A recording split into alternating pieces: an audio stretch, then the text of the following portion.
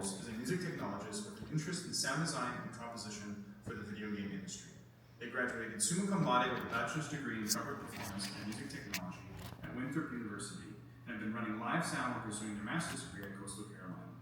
For their capstone, Carey has compiled a portfolio of music and sound effects for use in video games. Please welcome to the stage, Carey Quarles.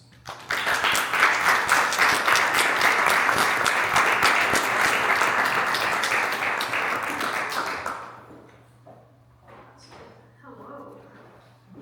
Let me get my note cards in order. Alright. Hi everyone, my name is Carey. I think most of you probably already know me. And I'd like to just take you on a bit of an overview of this video game music expedition that I've undertaken and hope to continue for the rest of my life. So I'm going to uncomfortably stand here and let you listen to a bit of the project. You can read through this. These are all the tracks that I've included and a bit of an overview of the project. And it's going to buffer.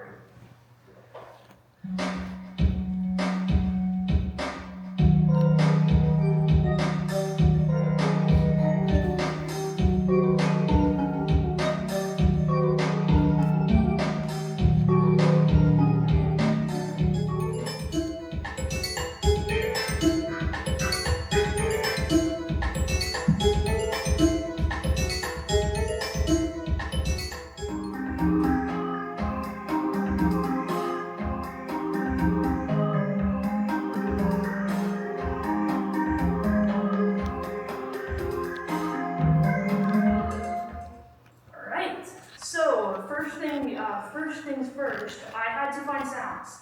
And that is, we've mentioned a couple of us, is the biggest and hardest process if you like looking for sounds, which I do. So I used this program, Serum, and sunk many hours into it. It allowed me to create more retro style and synthetic, like sine tones, triangle waves, like more like what you would imagine from games of the 80s or 90s. I wanted to make sure that I could capture some of that. And yeah, Serum was created by Extra Records, and the best part about this is they offer a student discount, and they offer a paid bi-monthly plan. So if you are very broke, like us college students, it's a very affordable. We like the word free.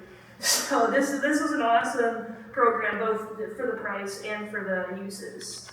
And this track right here, everything on it was created using Serum, and I'll delve into it a little bit more, except for the drums.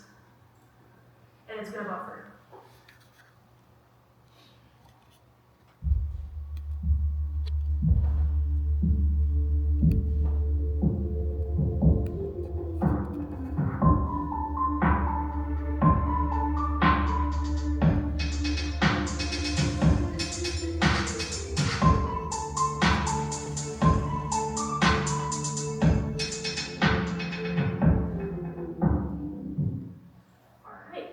So another set of plugins that I got with a student discount was the Soundtoy Suite, and I used a lot of the plugins, but I want to talk about two specifically because of how they were able to shape what I was doing with my sound. So I took this Ableton stock instrument. When it plays, you'll hear it. So very like long, boring sustains. There you go, yeah. And that wasn't cutting it for me, so I threw Tremolator on it, which is a tremolo plugin. And Soundtoys is incredible. It has, like, you can see a couple parameters. I let it keep the rate or the tempo from the session and put it on 8 notes. So it's gonna like accentuate the upbeat feel of the beat. And I messed around with like the rush drag, swing shuffle, which is just like the difference between like tripping and skipping, kind of. If you don't know too much about that. I really honed it into what exactly I felt would fit. And this is what I got from all those settings. I just wanted something interesting.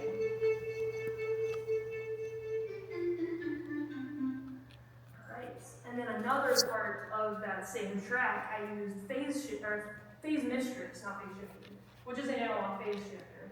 And it's not the same thing. It looks the same. It doesn't do the same thing. So I found a frequency range that I wanted it to kind of accentuate and crank the resonance and the modulation to mix up.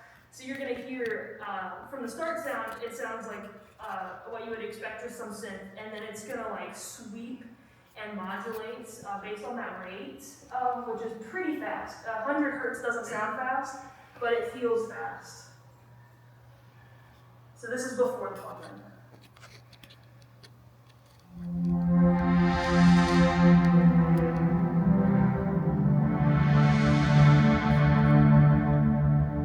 I don't even think you need the whole 18 seconds of that. You're going to hear this frequency. Yeah.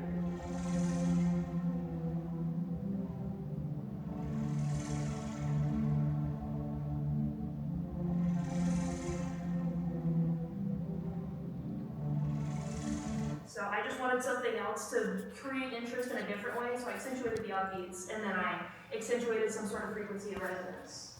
Moving on to the other set of things that I use, plugins that I use. The Native Instruments Contact 8 library has been indispensable for anything that I want to do that sounds like more real, less digital, I would say. So this is sample libraries instead of synthesized things. So these are individual recorded samples, and I mostly used, I love the solo strings, not affordable, not for students. It's the most I spent on this whole project, and then everything else I got on sale. So the Watchmaker, which you're going to hear on this track, and then this Norse choir. I think it's, yeah, Voices of War. So you'll hear everything but the strings right here when it starts.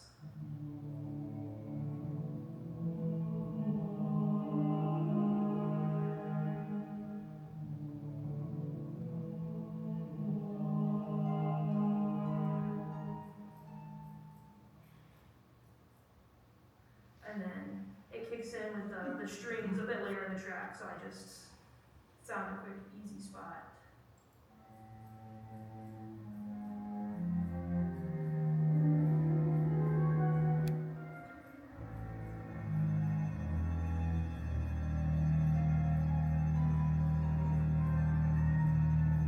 And you'll hear there's like harps and some flutes.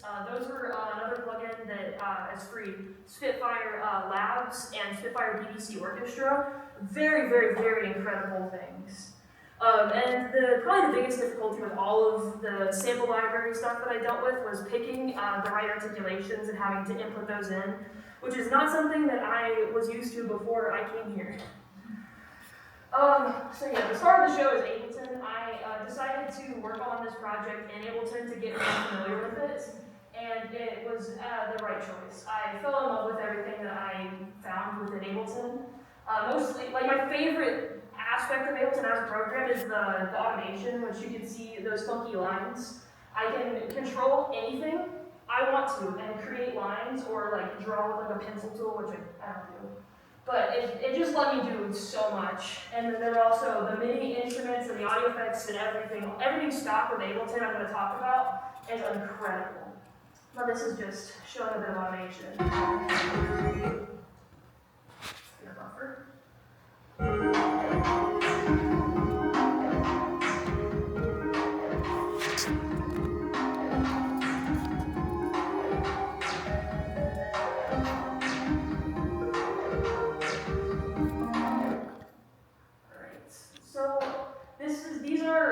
I went through all my sessions and found plugins that I use on every single different track. I use Utility for automating the gain, so I can then have my volume fader controllable for mixing.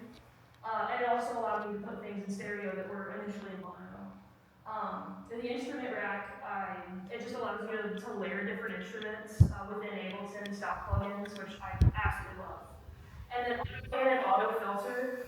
Auto pan just moves the sound back and forth. It kind of like an organ. I absolutely love the effect. And auto filter is how I did those big sweeping low passes on these tracks.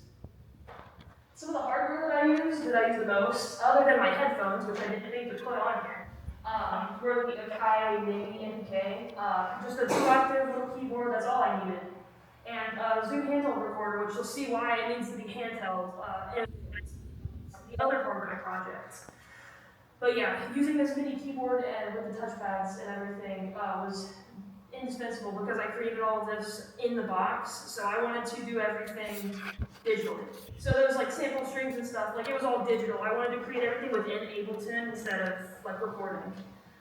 And this is what a lot of my sessions look like. I would either click in the menu or type it in. This session I actually put through like Finale and then exported into this session. So that was like from a score from previous years.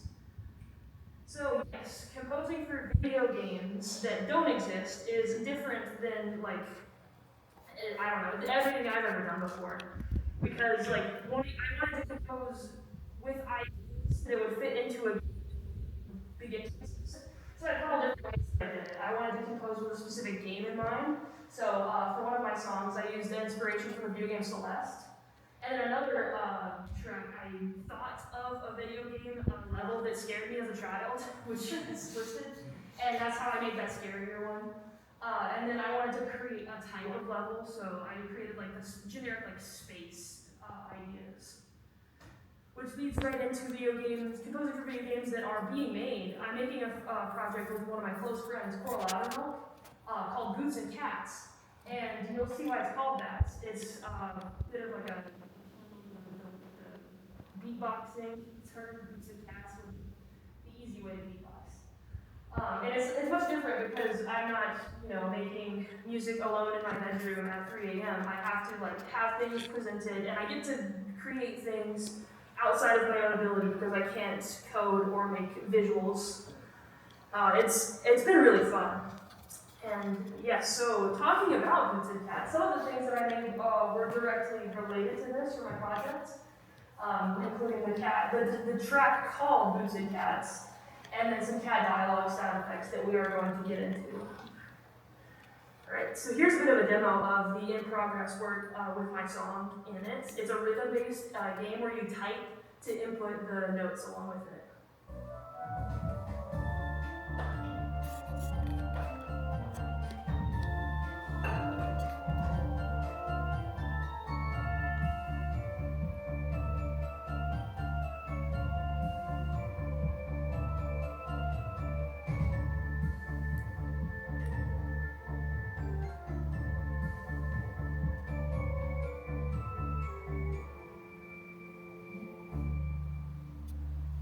And then I also made this song. Just something to continue the game. It's been really fun to have like this visual of like alongside my music. I just never had that before. Let's move on.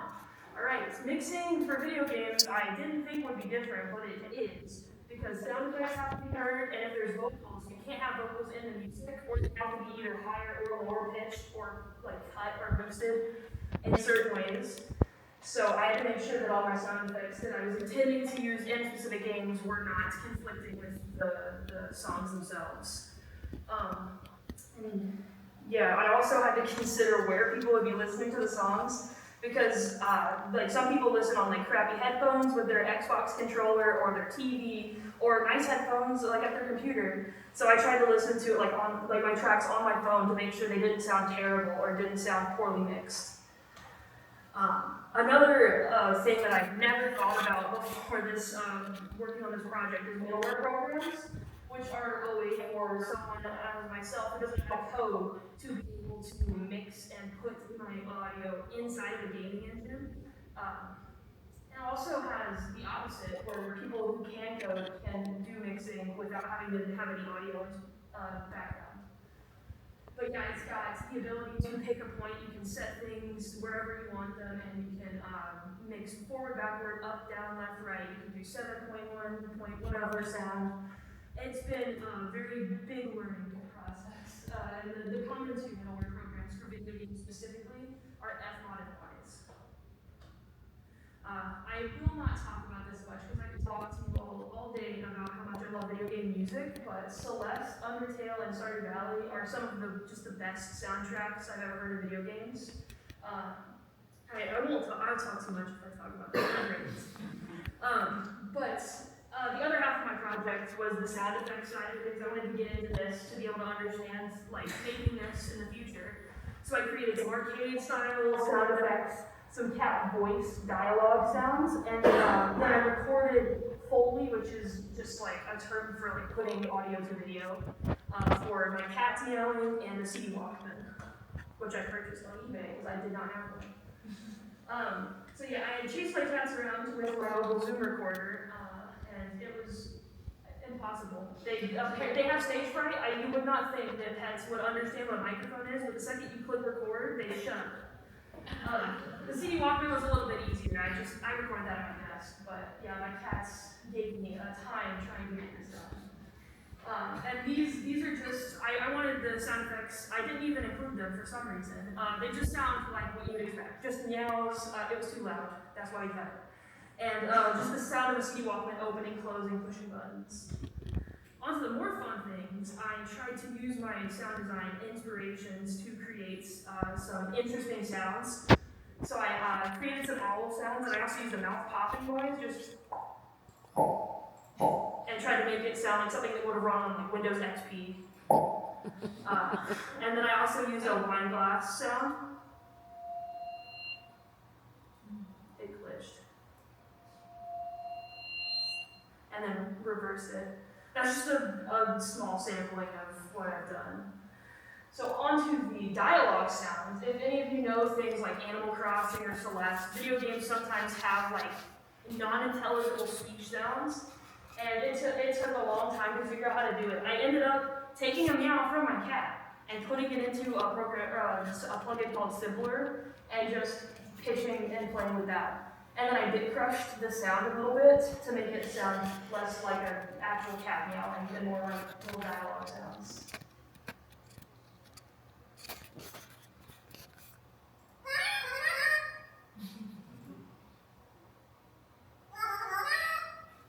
That's not what my cat sounds like. I think I succeeded. And then I decided that wasn't hard enough.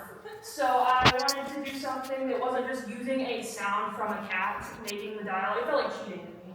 So I decided I was going for Alien, and it kind of turned into Alien Robot sort of thing. I took this plugin called Meow Keys and automated the formatted filter on it, and set the filter envelope how I liked it. And then I wanted more control over the formats. So I threw another plugin called TuneSmooth and automated the formats there, so there's multiple different movement of the formats to make different vowel sounds and stuff. And then I didn't want it to be too musical, so I threw a plugin that's called Bubbles, and it's randomizing the pitch as well. And then I just let it go and picked the best part of it, because it was different every time. So after all of these plugins, it sounds different. I'll show you. This is what it sounds like just from the Meow Keys without automation.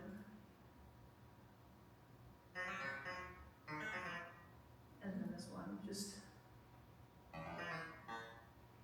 And then after all this stuff, all this automation, I tried to make it sound like alien-y. So you can still kind of figure it out in that. And then my online presence is non-existent. I don't have social media, and I'm not a big fan of it, but I am creating a website, QuarlesCarey.site, and I just wanted to show off that I got the domain for $1 and found a free alternative to the common Wix website platform. It's called Google Sites, all free. So my website that will go live later this month only cost me $1 total. And I'm just very proud that I only spent like $200 on one plugin and then saved money everywhere else. And yeah, that's all I have for today. I do want to thank everyone who helped me, all of the professors, the MTM faculty, some of the undergraduate music faculty, and some other professors have been really helpful. My partner, my friends, my family. It takes a village to get one master's degree. And I just want to thank everyone for all of the help that I received. And then yeah, if anybody has any questions, I'm open. Questions for Carey? There's a lot of information there, so we can all get Professor Nova. Hey Carey, so curious. So you're already writing for some real video games. Are you going to have a library of samples for people? Like, what is the plan here with these? I should have said this on this slide. I'm going to make this website a portfolio, an online portfolio, with all of the sounds and everything that I've worked on, to be able to link to people if they want to work with me. I'm going to ask the next question, actually. So on the Boots and Cats game, Yeah. You're working with the programmer. It looked like there was maybe 4 different lanes, right? 4 different keys. So through that process, as you're composing music, do you determine a single sound per lane? Are you limiting yourself in the composition process to 4 sounds? What's your thought process? I play a lot of video games and call it studying. But I try to think about like what other video games do. As long as there's something like melodically interesting happening, something that I could tap along to, and then a bit of a break, that's all I think about. So as long as there's like a brief period where maybe notes aren't happening, you can stretch your fingers a little bit, and then like it can follow the bass line maybe. It doesn't have to be like the high melody instrument all the time. So I don't limit myself there, no. So, as a follow-on then, have you demoed this with people who are not the composer playing it, and are they catching along with what Yes. Okay. The result, you're happy with the results there? Yeah. Okay. I've only done the 1 track, but yes, it's been a success. Cool. Okay. Other questions? Yes. I'm more curious about length, because you have some really short samples, Yeah. obviously, and some of the dialogue samples are really short, but then it's like some video game music is really long form. Yeah. So I was just curious, like, where you're heading with. Believe all of my tracks were between 1.5 minutes and 3 minutes. The shorter ones were intended to be looping ones. They could play without making you go insane, listening over and over again. Right. But that like scary one that I called scary was, I think it's about 3 minutes, maybe a bit longer. But I tried to reach around there. Does that answer your question? Yeah, I was just curious what you're thinking on that one. I have questions about middleware software. Yeah. That's not something that I'm familiar with. Yeah. Maybe I've heard of, but that's about it. So my understanding from what you're talking about is that it has mostly to do with fade. Or So it allows you can place audio. I didn't want to get too in depth, but since you've given me the opportunity, yeah, please. you can place audio wherever, and you can also like integrate the gaming engine itself. So if I wanted there to be like a room with a music box playing a creepy melody, I would physically be able to place that there and have it like set the reverb, set the panning, everything I want. And then like, it'll do the realistic reflections and acoustical generation. And I think you can also alter that. I have not tried, but there's so much. But it allows me to do that, or also like if somebody else wanted to do that. I think it looks more coding based on the other program. But yeah, it does a lot more than just mixing. Yeah. You mentioned the difficulties recording your cat. Field recording in general is really tough, right? Like, Yeah. You think, we'll put a mic next to whatever, and then that makes sound good. We often hear the refrigerator, the AC unit, Yeah. and stuff. Did you run into those kind of challenges as well beyond just the cat itself? Yeah, well, I mean, the cat's bell was a problem because I had to cut the frequency of the bell, which thankfully didn't affect the meow. But yeah, I did have like, I'd record something and then one of my roommates had their TV on with the door shut and I could hear that in the background. It was like recording the CD Walkman. So yeah, I've experienced a lot of issues with bleed, and I used RX some to get the sound out. Other questions for Carey? Okay, Carey Quarles, everyone.